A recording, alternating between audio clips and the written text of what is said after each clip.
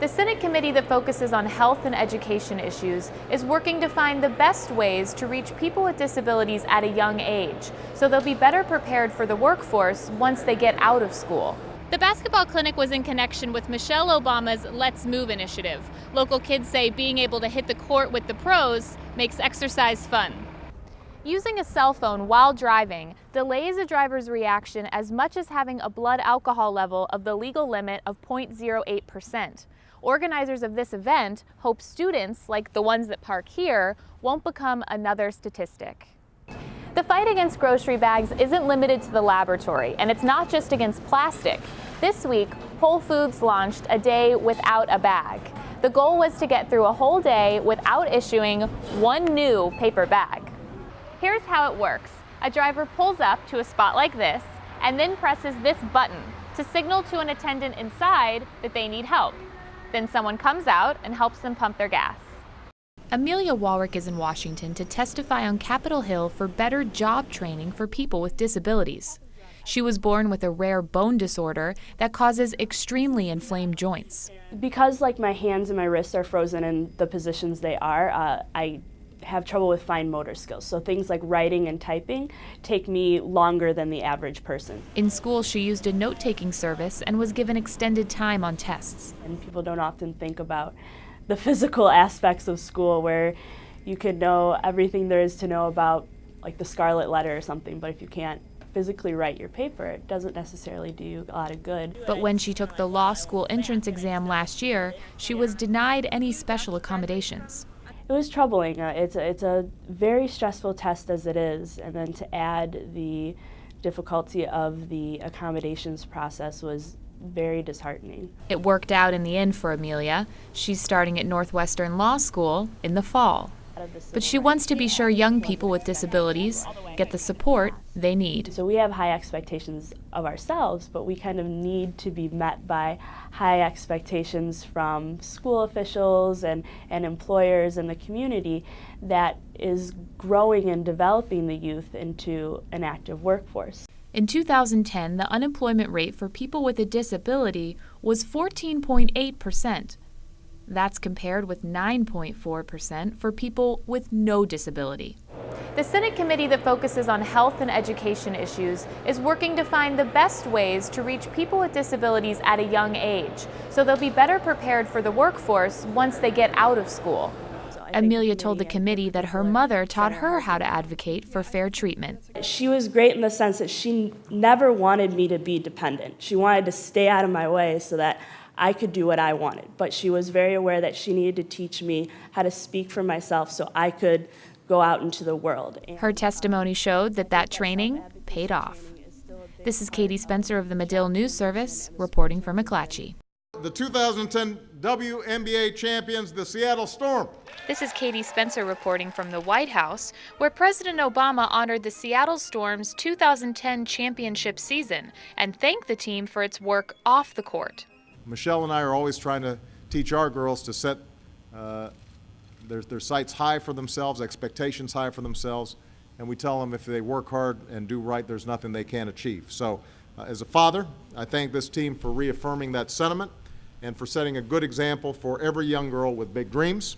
After the ceremony, the team stormed the White House basketball court to shoot hoops with local kids. I think it's just a great opportunity for us as WNBA players. We're role models in a sense, and just to come out and spend time with the kids, give them some tips in terms of basketball, but more than anything, just hopefully kind of plant the seed of fitness. The basketball clinic was in connection with Michelle Obama's Let's Move initiative. Local kids say being able to hit the court with the pros makes exercise fun. It feels really good. It feels inspiring, and it makes me want to follow my dreams and become something great. The team wants to show young people that hard work pays off. We do a lot of these in our own communities, and it's important that young people have role models. It makes me feel like not only men can do it, but girls can do it too. This is Katie Spencer of the Medill News Service, reporting for McClatchy.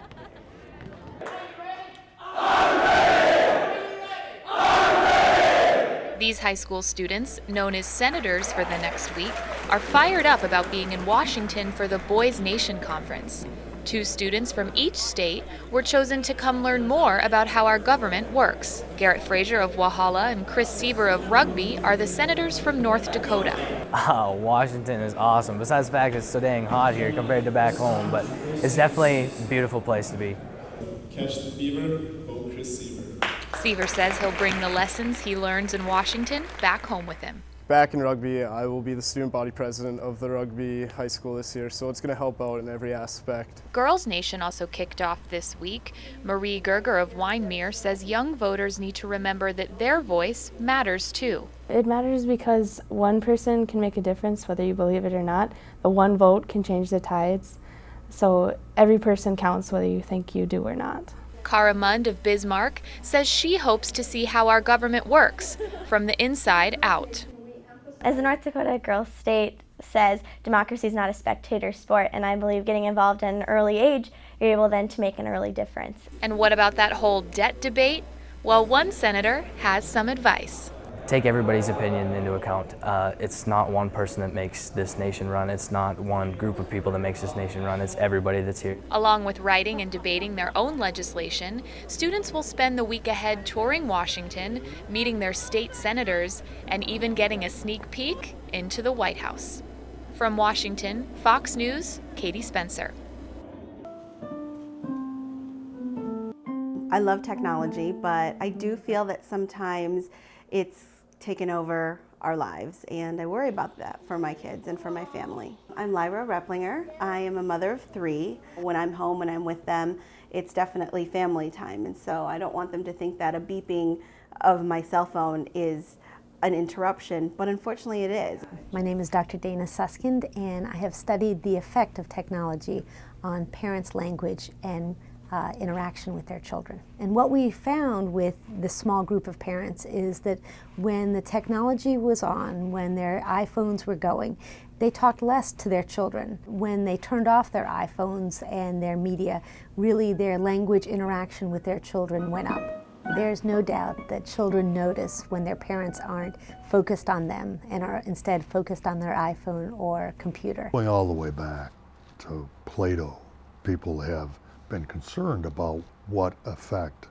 new technologies of communication would have on the way we think. I'm Jack Fuller. I was editor and publisher of the Chicago Tribune and president of Tribune Publishing Company. And I recently published a book called What is Happening to News. The interruptions are constant, and you wear them on your hip now or in your pocket, and you look again and again and again. That's new. And we don't want to miss those important interactional times with our kids. What is this? What kind of dinosaur? Turning off the technology is key. I purposely leave my phone in the cup holder of my van, and I come right in. And it's just, if it's ringing, if it's beeping, it's out of sight, out of mind.